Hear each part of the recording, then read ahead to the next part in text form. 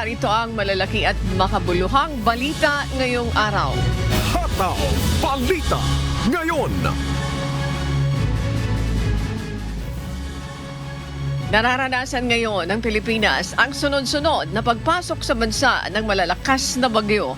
Ayon kay Pangulong Ferdinand Marcos Jr., resulta ito ng climate change na kinakaharap ng buong mundo. Bunsod nito, nananawagan ng Pangulo sa mga lugar na paulit-ulit ng dinaraanan ng bagyo na palaging maging alerto at sumunod sa mga otoridad para sa kaligtasan ng lahat. We don't have a textbook to follow. We don't have a template to follow. It is climate change, and it is the new reality that we are having to face. I don't remember, I've been around for a long time, I don't remember seeing this many typhoons of this strength. Hataw Balita ngayon. Isa ang lalawigan ng Cagayan sa pinaka-apektado ng sunod-sunod na bagyo sa bansa. Partikular sa pananalasa ng bagyong Nika, nagkaroon ng localized flooding sa Cagayan bunsod ng pag-apaw ng Cagayan River at iba pang ilog. Ayon kay Cagayan Governor Manuel Mamba, wala naman silang na-monitor na natrap sa mga residente. Gayunman, iniulat din ng gobernador na may dalawang nawawalan na natangay ng anod ng tubig at isa namang nasawi matapos na makuryente. Meron kaming related na missing na dalawa dahil yun nga, habang lumalaki yung tubig, kinukuha nila yung mga logs na no, pati mga patay na mga baboy o So, they try to fish this out sa river, bali pati sila ay natatangay. So, may dalawa kaming missing na reported but we have to confirm that pa. And then meron kaming namatay din na sa electrocution, no, dahil sa pagre-restore ng mga ng electric lines, no. Hataw Balita ngayon. Nagpapaalala ang Weather Bureau, Pag-asa, sa mga residente ng Northern Luzon na maging alerto sa posibleng landslide at flash flood dulot ng bagyong Ophel, lalo na't saturated na ang lupa mula sa mga nakaraang pag-ulan. Bagamat nakalabas na ng bansa ang mga bagyong Nika, inaasahan pa rin ang pag-ulan sa Cagayan at Ilocos Norte sa mga susunod na araw dahil sa pagpasok ng bagyo. Dagdag pa ng Pag-asa, dapat mag-ingat ang mga nasa mababang lugar at gilid ng ilog dahil sa posibleng pagtaas ng tubig.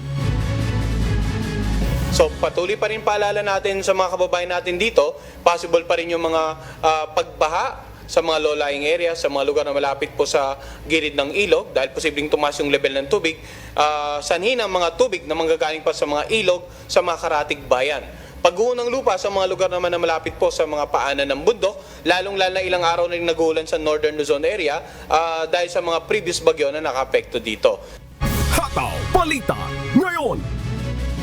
Magtutungo si dating Pangulong Rodrigo Duterte sa House of Representatives upang questionin ang pagpapalit ng petsa ng investigasyon sa war on drugs ng kanyang administrasyon. Ayon kay Attorney Salvador Panelo, haharapin ng dating Pangulo ang mga miyembro ng House Quad Committee at hihilingin ang 10 araw na marathon hearing. Nilinaw naman ng komite na nangyari ang rescheduling bago pa man magsabing dadalo ang dating Pangulo sa nasabing pagdinig. Naniniwala naman ang isang mambabatas na propaganda lang ng kapo ng mga Duterte ang pagsasabing dadalo ito sa pagdinig ng Quadcom. Talagang propaganda lang, no? Yung ginagawa nila, lalong-lalo na yung sinasabi nilang pag-attend sa committee hearing ng Quadcom, no? Hataw Balita ngayon. Kinumpirma ng Department of Justice o DOJ na inaresto at nakakulong na sa San Francisco, California, USA, dating Police Colonel Ruina Garma noong November 7. Ayon sa DOJ, pinag-utos na ni Secretary Crispin Boying Rimulya kay Immigration Commissioner Joel Viado na asikasuhin ang pagpapauwi kay Garma sa bansa. Dagdag pa ni Rimulya, nagtitiwala sila ang makikipagtulungan pa rin si Garma sa lahat ng nagpapatuloy o o sa lahat ng nagpapatuloy na investigasyon. Samantala, sabi naman ni Department of the Interior and Local Government Secretary Janvic Rimulya na detine si Garma at anak nito matapos makansela ang US visa. Wala siyang hold departure order. She's not been charged with a crime kaya pwede siyang lumabas ng bansa. Kasama niya ang kanyang anak na babae. As far as we know, and it's been verified that she had no departure order, she had a visa. But apparently, in the course of the hearings ng Senate, her visa was canceled. So, nagbaka sakali yata siya na pumunta ron, dumating siya sa Amerika. Ang US Immigration INS, ang US INS, ang nag-flag sa kanya, detained sila, and they are in the process of being sent home back here to the Philippines. Hataw Balita ngayon. Nais ni Pangulong Ferdinand Marcos Jr. na mapalakas pa ang ginagawang kampanya ng pamahalaan laban sa iligal na droga, kasama sa nais matutukan ng gobyerno ang malalim na problema ng illegal drug trade sa loob mismo ng New Bilibid Prison sa Mandaluyong. Tiniyak naman ng Department of the Interior and Local Government na nagpapatuloy ang kanilang investigasyon para malaman ang mga sangkot dito. The meeting was between SOJ, the Chief PNP, and the Chief ng PIDEA. Sila yung nag-usap po tungkol sa number one source ng drug trade is apparently still inside Muntinlupa Jail. And they're taking proactive steps para ialis na yung mga high-value detainees sa loob ng Muntinlupa and setting up a maximum security facility somewhere in the Philippines. Hataw Balita ngayon. Naghain naman ng diplomatic protest ang Pilipinas laban sa baseline declarations ng China ukol sa Panatag Shoal o Baho de Masinloc. Mariing kinundina ng National Maritime Council ang pagtatakda ng baselines ng China at sinasabing labag ito sa United Nations Convention on the Law of the Sea o UNCLOS at sa 2016 Arbitral Award. Sa kabila ng mga pagtutol, nanindigan naman si Pangulong Ferdinand Marcos Jr. na layunin ng mga bagong batas na pagtibayin ang soberenya ng Pilipinas sa West Philippine Sea. Hataw Balita ngayon. Tutulong ang Metropolitan Manila Development Authority o MMDA sa Commission on Elections o COMELEC para sa monitoring ng 2025 midterm elections. Ito ay sa pamamagitan ng pagbibigay ng MMDA ng full access sa COMELEC sa command center dito sa Pasig City kasama ng pagpapahiram ng mga body-worn cameras at ilang personnel ng MMDA sa COMELEC sa araw ng halalan. Ayon kay COMELEC Chairman George Erwin Garcia, makatutulong ito para makita nila ang aktwal na sitwasyon sa mga presinto at makatugon sila sa anumang aberyang maaaring mangyari sa eleksyon. So, halimbawa, biglang minabalita na lang na may nagkaproblema sa isang elementary school. Meron kaming tao, halimbawa, na nandito sa Operations Center ni na Chairman, pwede namin sabihin, pwede bang paki-zoom in doon sa elementary school? Sino ba yung pinakamalapit na enforcer natin na naandyan? Mapuntahan, makikita, mare-report ka agad at kaagad mabibigyan ng action.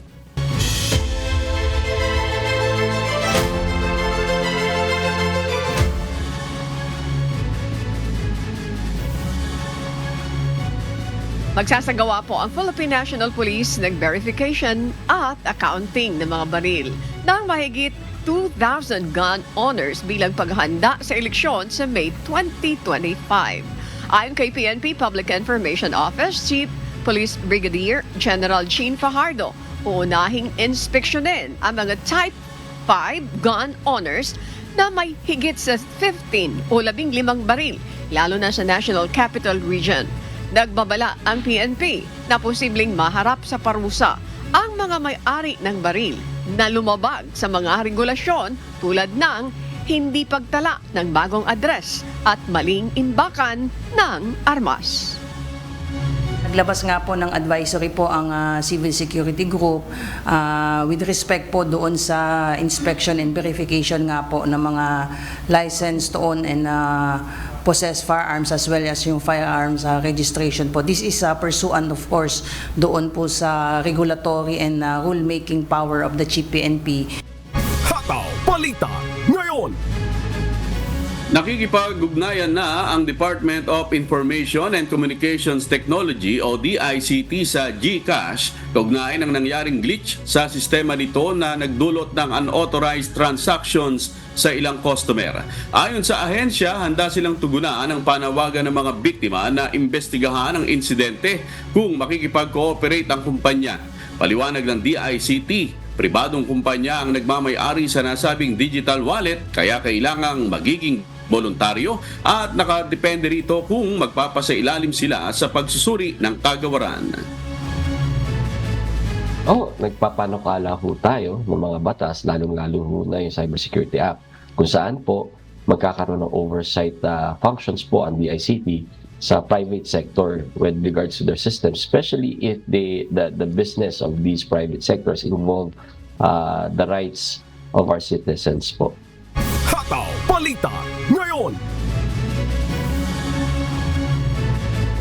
Sa budget deliberation ng Senado, tinutulan naman ni Senator Cynthia Villar ang plano ng Department of Human Settlements and Urban Development o DHSUD na magtayo ng 3.2 million na condo units para sa mahihirap bilang bahagi ng pambansang pabahay para sa Pilipino o 4PH Housing Program. Ayon sa senador, hindi kayang bayaran ng mahihirap ang buwan ng hulog na 2,600 para sa condo units, kaya iminungkahi niyang hatiin ang lupa para maging 500 pesos na lang kada buwan ang bayad. Dahil sa mga katanungan ukol sa proyekto, ipinagpaliban ng Senado ang pag-aproba sa proposed 2025 budget ng DHSUD. I just want the should to reconsider their condominium concept for the poor. Kasi parang hindi kaya ng mga mahihirap sa amin. Paalisin sila doon sa lupa na tinitirhan nila, tatayuan ng condominium, hindi naman nila kaya yung condominium, where will they go? Hataw Balita ngayon.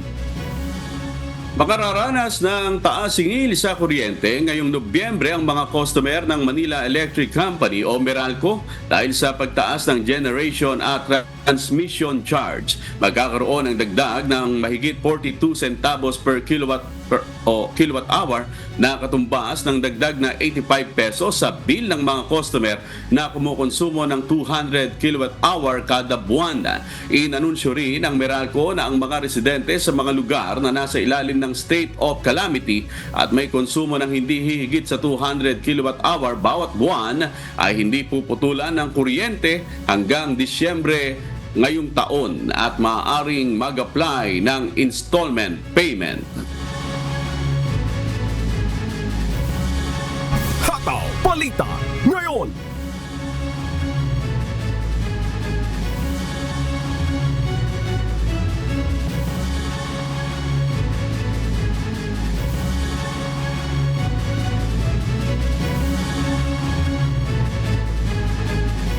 At para naman sa mga balita sa iba't ibang panig ng mundo, narito po ang ating global correspondent na si Sunny Cos mula sa Los Angeles, California, USA.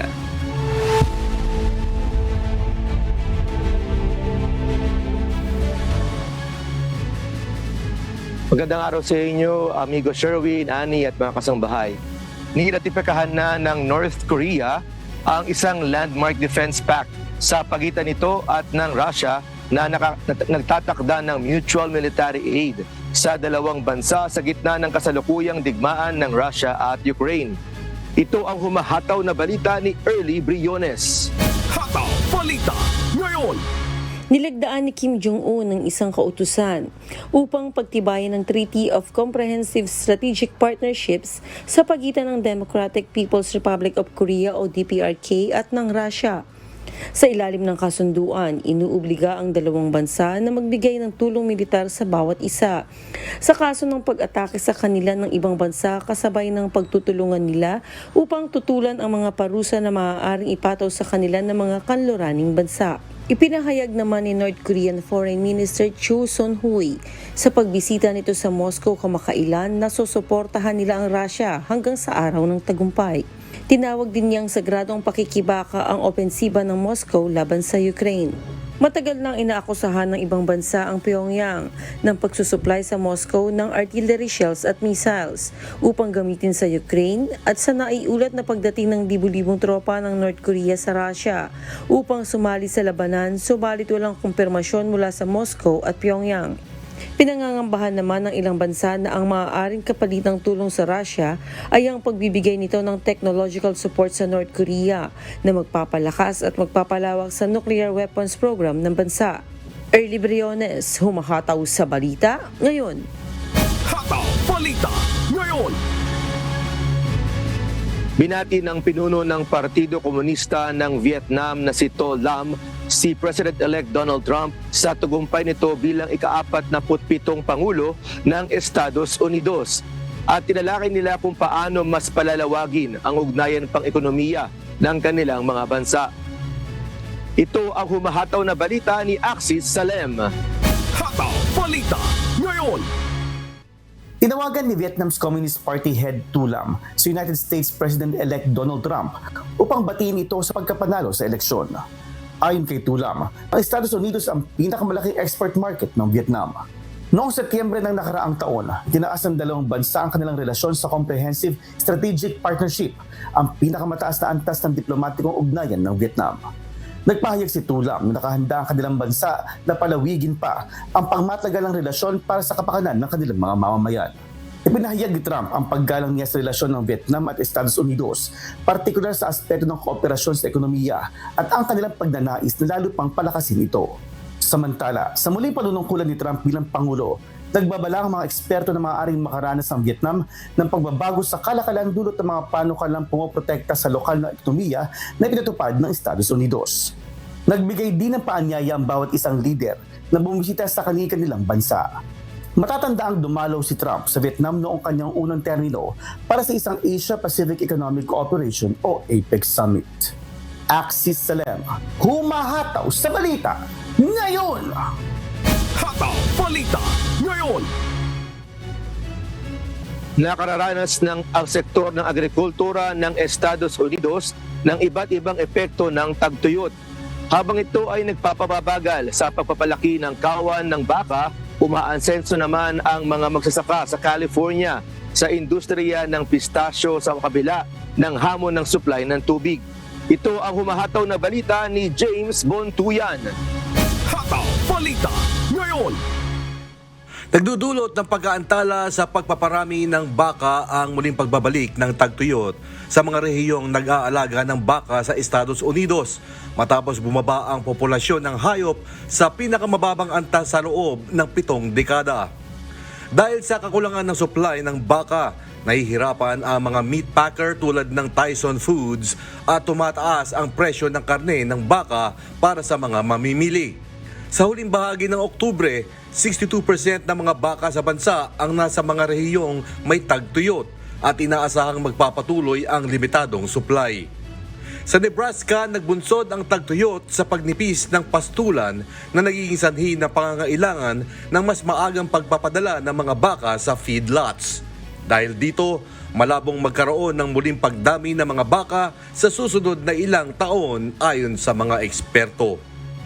Samantala, sinasamantala ng mga magsasaka ang pistachio boom na mas matibay sa tagtuyot kumpara sa almonds. Lumago ng husto ang pistachio sa nakalipas na dekada at ngayon ika-6 na pinakamalaking produktong agricultural ng California kung saan napupunta ang maraming ani sa China. Tumaas ang produksyon ng pistachio sa estado dahil sa mas mataas na kakayahan nito sa tagtuyot. Halos $3 bilyong ang kinita ng industriya noong nakaraang taon. Sa kabila ng mga hamon sa patubig, umaasa ang mga magsasaka na magpapatuloy ang paglago ng taniman ng pistachio sa estado. James Bontuyan, humahataw sa balita ngayon. Hataw Balita Ngayon. Nagdulot ng kontrobersya ang pagban ng mga cellphone sa paaralan ng Parkland, Florida. Ipinahayag ng mga magulang ang pagkabahala na hindi sila makokontak kung may emergency. Ito ang umahataw na balita ni Klein Singka. Hataw Balita ngayon. Inilunsad ng Broward County Public Schools sa Florida, USA ang bagong polisiya ngayong pasukan. Bawal gumamit ng cellphone buong araw sa eskwela. Ayon kay Dominic Mayorga, isang language arts teacher, malaking pagbabago ang dala ng patakaran dahil mas nakikisalamuha ang mga estudyante at mas nakatuon sa kanilang mga gawain. Gayunman, nagdulot ang bagong polisiya ng debate, lalo na sa mga magulang na nangangambang mahihirapan ng mga estudyante makipag-ugnayan sa oras ng emergency. Isang sensitibong issue sa Parkland matapos ang 2018 school shooting sa Marjorie Stoneman Douglas High School. Dumulog ang mga magulang sa social media at gumawa ng Change.org petition upang baliktarin ang ban, na ngayon ay may 25,000 pirma. Klein Singka, humahataw sa balita ngayon.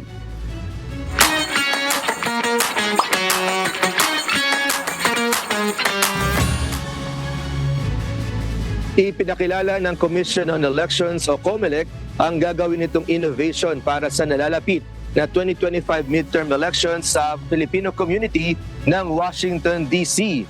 Ito ang humahataw na balita ni Lynn Perez. Hataw Balita ngayon. Dinaluhan ng ilang Commission on Elections or COMELEC commissioners ang kamustahan sa Embahada 2025 Philippine National Election sa Embassy of the Philippines sa Washington, D.C. noong November 6, Washington time upang ipakilala ang bagong innovation ng ahensya patungkol sa overseas voting.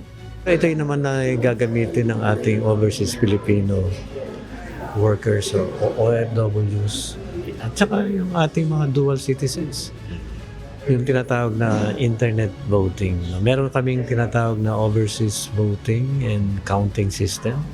Ayon sa COMELEC, magsisimula na ang tinatawag na internet voting sa darating na 2025 Philippine National Elections o tinatawag na midterm elections para sa mga manggagawa sa labas ng Pilipinas or OFWs para tumaas ang porsyento ng voters turnout. They will do the pre-enrollment using the internet, their own gadgets, and also in the voting. So kapag sila'y bumoto, hindi na kailangan silang umalis ng bahay. Sa darating na 2025 Philippine National Elections, sinasang-aangat ang voters turnout from 42% to 50% na siyang target ng COMELEC. And then that is 30 days voting period natin. And then yung ating pre-enrollment is 45 days plus 30 days pa. So medyo mababa yung ating Magkakaiba naman ng pananaw ng mga kababayan nating kaugnay sa nasabing inobasyon. Yeah, I love it. It's about time we have internet voting. I am glad, cautiously glad, because that's still the internet. And as I said, it can be a third party from other countries. Even the US, who was the most secured, can get hacked during the election. President Trump and Vice President Vance now, their phones were hacked. So for me, it's the integrity and security. Nakatakda ng magkaroon ng field test ang COMELEC ukol sa internet voting sa lahat ng 76 locations nito sa buong mundo sa darating na November 15. Lynn Perez, sumahataw sa Balita Ngayon. Hataw Balita ngayon. At yan po ang mga balita mula sa iba't ibang panig ng mundo. Mula dito sa Los Angeles, California, USA, ako si Sunny Cos. Magandang araw po.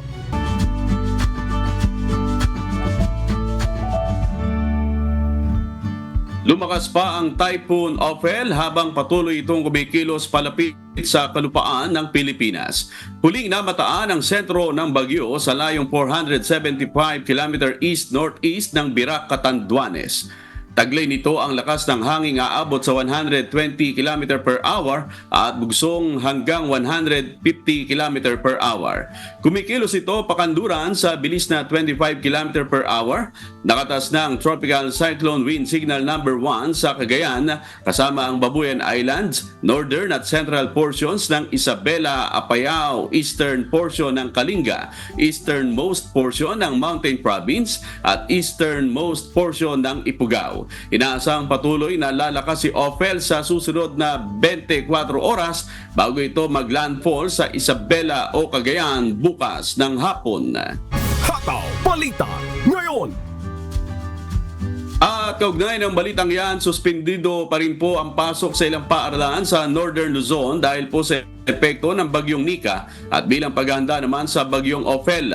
Walang pasok sa lahat ng antas ng pampubliko at pribadong paaralan. Sa ilang munisipalidad ng Cagayan, partikular sa Alcala, Camalanyugan at Enrile, gayon din ang ilang bayan at lungsod sa Isabela, kabilang po ang Cabagan, Kawayan City, Santiago City at Tumawini.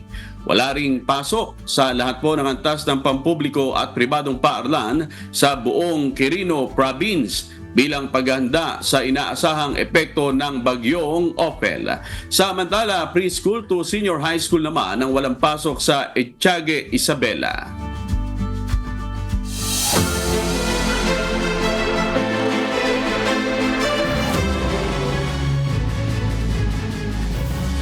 Pumalo na sa mahigit 10 bilyong piso ang halaga ng naitalang pinsala sa agrikultura dulot ng mga nagdaang bagyo sa bansa. Batay sa ulat ng Department of Agriculture, tiniyak naman ng kagawaran at tatanggap ng ayuda ang mga apektadong magsasaka upang matulungan silang makabangon mula sa kalamidad. Si Gladys Tuabe, humahataw. Hataw Balita ngayon.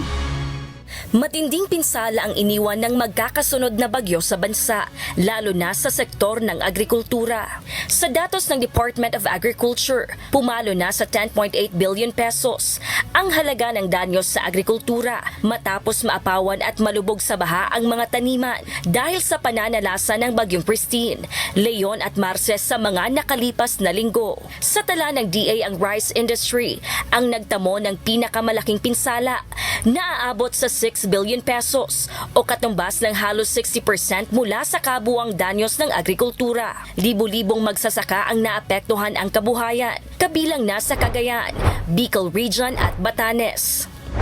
Pagtitiyak naman ng DA, nakahanda na ang kanilang interventions tulad ng paglalaan ng agricultural inputs o mga binhing pananim para sa mga magsasaka. Actually, we are mobilizing po kung meron pa pong available na natira from our buffer stock. Pag na-clear na, no, and they would really assess kung ano yung extent ng damage, we are also accepting proposals for rehabilitations na pinapasok naman po namin under the Quick Response Fund. Samantala, tiniyak naman ng kagawaran na sapat pa rin ang supply ng bigas sa kabila ng sunod-sunod na bagyo. Gayunman ay posible pa rin ang pag-aangkat ng ibang agricultural products dahil naapektuhan ang lokal na produksyon ng pagkain. Ayon sa DA, may tinitingnan na sila ngayong estratehiya para mapataas ang rice and food production sa bansa. Under the Masagana Rice Industry Development is to really increase the production share of the first half or yung dry cropping season kung tinatawag natin, and ito po yung pag-adjust nga ng mga planting, no, dito sa less vulnerable months. Yun po yung tinatarget natin na sana magkaroon ng dalawang cropping instead na yung isang cropping ay mapupunta doon sa medyo risky months natin. Sa ilalim ng programa, iaangkop ang pag-ani sa mga buwan na hindi gaanong malalakas ang ulan upang walang masayang na mga pananim at maiwasan ang maraming pinsala sa agrikultura sa pagpasok ng tag-ulan. Gladys Tuabi, humahataw sa balita ngayon. Hataw Balita ngayon. Ibinabana sa Alert Level 0 ang status ng Bulkang Bulusan sa Sorsogon matapos ang ilang buwang pananahimik nito. Si Alan Manansala, humahataw. Hataw Balita ngayon. Ibinabana ng Philippine Institute of Volcanology and Seismology of PHIVOLCS ang alert status ng Mount Bulusan sa Sorsogon. Ito ay matapos kakita ng pananahimik ang bulkan simula nitong buwan ng Agosto. Ayon sa ahensya, nasa 0 to 5 na pagyanig kada araw na lamang ang naitatala sa simula ng ikatlong linggo ng Agosto. Naging pabago-bago rin ang inflasyon o pamamaga ng bulkan base sa ground deformation data, habang nasa 76 na tonelada na lamang kada araw ang ibinubuga nitong volcanic gas at heat emission, dahilan para i-lower down ang status ng bulkan base sa volcano bulletin na inilabas ng ahensya. Alan Manansala, humahataw sa balita ngayon. Balita Ngayon.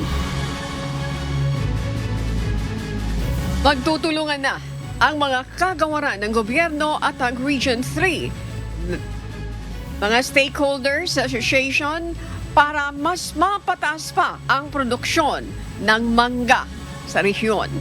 May ulat si Leslie Widem Humahataw. Hataw Balita Ngayon. Isa ang probinsya ng Zambales sa main producer ng matatamis na mangga sa region. Aabot sa 326 na puno ng mangga ang minamantinin nito at nasa 1,000 kaing ang naaani kada mango season. Gayunman, hindi umano sapat ang kaalaman at skills ng mga mango farmer at tanging ang makalumang pamamaraan ng pag-aani at pag-aalaga ng puno ng mangga ang alam nila. Upang masolusyonan ang ganitong suliranin, nabuo ang Regional Mango Industry TVET Board sa Central Luzon. Ito ay binubuo ng Technical Education and Skills Development Authority Region 3 o TESDA, Department of Agriculture, Department of Science and Technology, Department of Trade and Industry, at ng Region 3 Mango Stakeholders Association Incorporated. Dito nagkasundo ang bawat grupo na ang lahat ng mango owners and farmers ng farm management gaya ng pruning, fertilization, irrigation at pagmantine ng areas. Sa ganitong paraan, mas tataas pa ang produksyon ng prutas sa lalawigan. Samantala, patuloy na naghahanap ng paraan ang Central Luzon na tumaas ng produksyon ng mangga sa 300%. I-modernize na yung practices namin. Masyado siyang manual eh. Mahirap na kumuha ng labor talaga. Yung mga kids, yung mga younger workforce, ayaw na nila sa ganung work.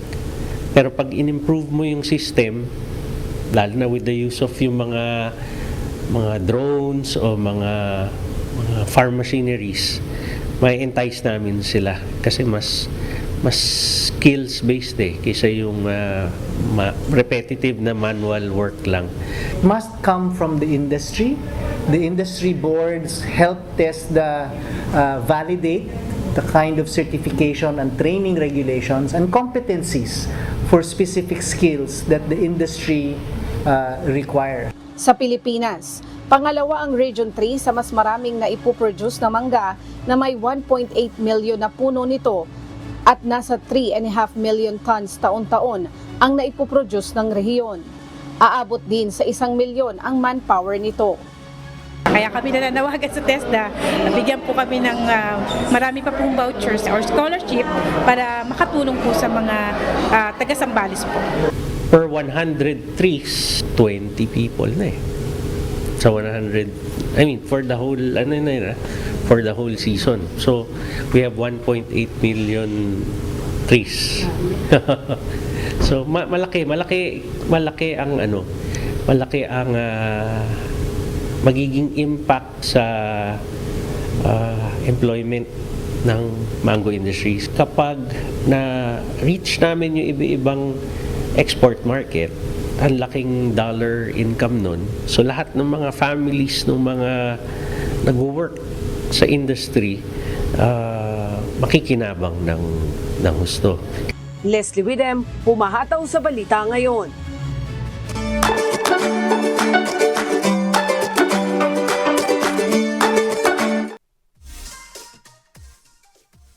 Patok na patok sa mga turista at mga estudyante ang isa sa mga pinakapopular na atraksyon sa Cardona Rizal kung saan makikita ang natural na rock formations. Saan ito? Alamin po natin. Si Jenica Cruz may patikim. Dinarayo sa bayan ng Cardona Rizal ang ipinagmamalaki nilang natural destination, ang Cardona Rock Garden. Talaga namang mabibihani ka sa ganda at kakaibang istruktura o unique image ng mga bato na nagbigay ng pangalan sa Cardona. Dahil matataas at may kakaiba itong anyo, kaya nagiging isang visual na atraksyon ang lugar. Iba-iba ang hugis ng mga bato at maraming mga bundok at sa mataas na bahagi. Maaari itong akyatin upang mas lalo mong makita ang nakabibighaning tanawin ng kalikasan at kapaligiran. Matatanaw mo rin ang Laguna Lake mula sa tuktok nito. Ang Ardona Rock Garden po is isa sa ipinagmamalaki na pasyalan dito po sa Cardona Rizal. Actually ma'am, ang Cardona Rock Garden is kasama na po doon sa isa sa ipinopromote ng Department of Tourism sa buong Rizal in terms of nature tourism.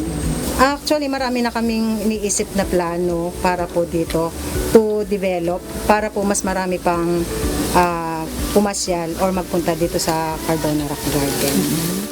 Ang mga estudyante ang karamihang pumapasyal sa Rock Garden para sa mga aktibidad na may kinalaman sa kalikasan, geology o environmental science. Sa mga nais masilayan ang ganda ng rock formation sa Cardona, mula sa Manila maaari kayong sumakay ng bus o ng jeep patungong Binangonan o Antipolo. Sa dalawang terminal na ito, mayroong sakayang patungong Cardona. No worries at all dahil libre. Oo, tama, libre ang pagpasok sa Rock Garden. O diba? Kaya talaga namang sulit sa bulsa ang breathtaking adventure patungo sa lugar na ito. Kaya ano pa hinihintay ninyo? Dayuhin na ang isa sa mga natatanging lugar na talagang mag-e-enjoy ka dahil sa natural na ganda ng kalikasan. Ito ang Cardona Rock Garden dito sa Rizal. Jenica Cruz, humahataw sa Balita Ngayon. Balita ngayon. Mga kasangbahay, makakasama naman natin ngayon dito sa UNTV Radio Mobile Booth ang solo parent na si Ginang Jocelyn Ordaneta. Magandang umaga. Good morning po sa inyo, Ginang Jocelyn. Kumusta po kayo, ma'am? Good morning po. Thank you po sa UNTV at nakarating po kami dito. Salamat sa Diyos. Saan pong lugar kayo nang galing po? Kami po ay galing pa po kaming Parañaque City po. Okay, ilan ba ang anak niyo po, ma'am? Kasama ko po yung anak ko ngayon na 3 po, pero yung isa ko pong anak ay nasa Cavite po, sa PWD po kasi siya. Ano po ang plano niyong ilapit o ihingi ng tulong dito po sa isinasagawa nating Solo Parent Day ngayong araw? Maraming salamat po at kami ay nagkaroon ng pagkakataon makarating po dito. Sana matulungan po kami ng tita ko. Okay lang, ma'am? Sige po, wag mo na muna. Sana po ay matulungan po kami ng tita ko ngayon na nandito kami sa UNTV. May pagkakataon po sana kami na makapagpa-check up. Si tita ko po kasi merong high blood. Ako rin po ay wish ko din po sana na matulungan po kaming ni tita ko, solo po, parent po kaming pareho. Sana magkaroon po kami ng panimula na makapag-umpisa kami. Salamat po, maraming salamat po. Mga kasambahay, ang reason kung bakit siya nakatakip ay sabi niya nahihiya po ako kasi wala po akong ngipin. So, tama-tama. Yan, naiikot mo ang MCGI Center at solo parent siya. Gaya ng nasabi niya. Again, yun po ang ating event ngayong araw na ito. Ano po ang gusto niyong sabihin, ma'am, ulit? Magantabay lamang po kayo. Ano yung message niyo po? Maraming salamat po ulit. Ako'y nakarating dito. Nagpapasalamat po ako sa programa ninyo. Kami ang mga solo parent ay nakarating dito. Sana ay matulungan po kami sa aming medical na pangailangan at sana po ay matulungan po kami ng tita Lorna ko po sa aming panimula sa buhay kasi kami lang po dalawa. Nais po namin humiling ng tulong kahit makapag-umpisa kami, kahit magnegosyo kaming konti para makapag-umpisa po kami. Naiiyak na si ma'am. Actually talaga maraming hamon ang solo parent. maraming salamat. Mahirap talaga yung parenting at nag-iisa ka lang. Maraming salamat po sa inyong oras, Ginang Jocelyn. Antabay na lamang po kayo. Thank you po. God bless po. Salamat sa inyo.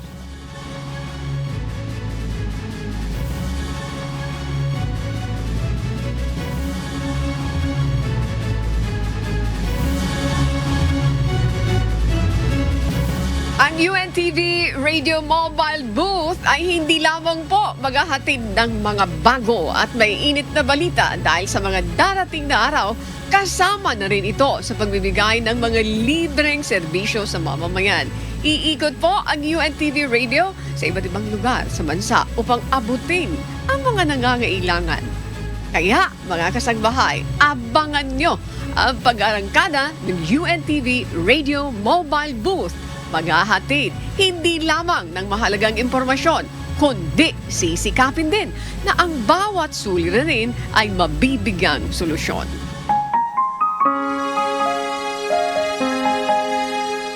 At sa aming ibabahaging mga salita ng Diyos na ating sandigan mula sa Kawikaan Kapitulo 17, Talatang 9. Ang nagtatakip ng pagsalangsang ay humahanap ng pag-ibig, ngunit ang nagdadadaldal tungkol sa anuman ay naghihiwalay ng magkakaibigang matalik.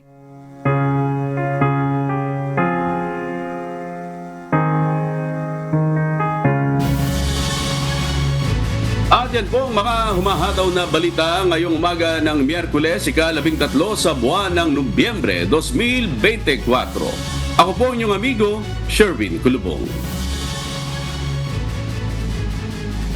Sa ngalan po ng lahat ng bumubuo ng UNTV News and Rescue, UNTV Radio La Verdad 1350 at ng ating mga correspondent mula po sa Pilipinas at sa iba't ibang panig ng mundo. Ako naman, si Annie Rentoy. At dito sa UNTV at UNTV Radio La Verdad 1350, Diyos ang aming sandigan. Serbisyo publiko ang aming pinahahalagahan. Susunod na po ang Good Morning Kuya. Salamat po sa Diyos, mga kasangbahay, at magandang umaga.